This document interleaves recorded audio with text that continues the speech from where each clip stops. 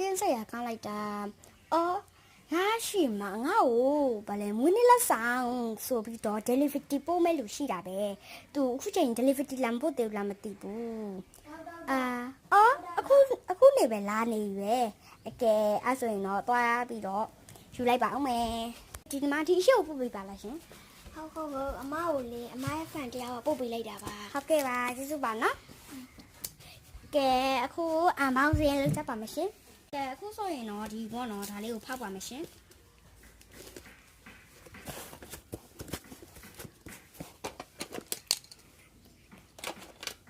ဒါလေးတွေကကြတော့နှခမ်းနည်းလေးတွေပါရှင်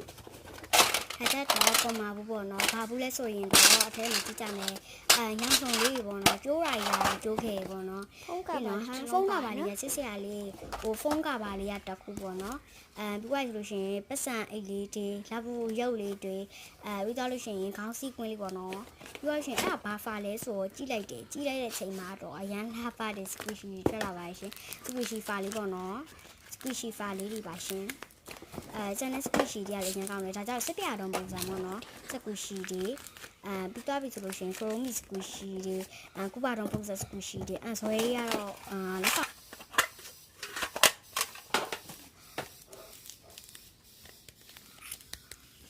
ဒါကြတော့စက်တေကာပစ္စည်းပေါ့နော်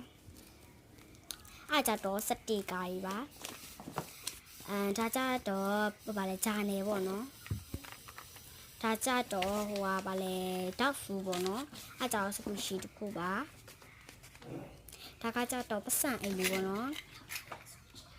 ဘယ်လောက်ပါလဲဆို800ပေါ့နော်ဒါကြတော့အကျွေးစီးကြီးပေါ့နော်အကျွေးစီးအားလုံးပေါင်း12ခုပါပါတယ်ရှင်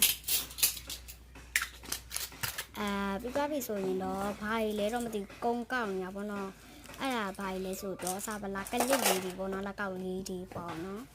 ဘာပြီးတိတ်ခွေလေးပေါ့နော်တူလက်တဲ့ပတ်စံက20နဲ့တက်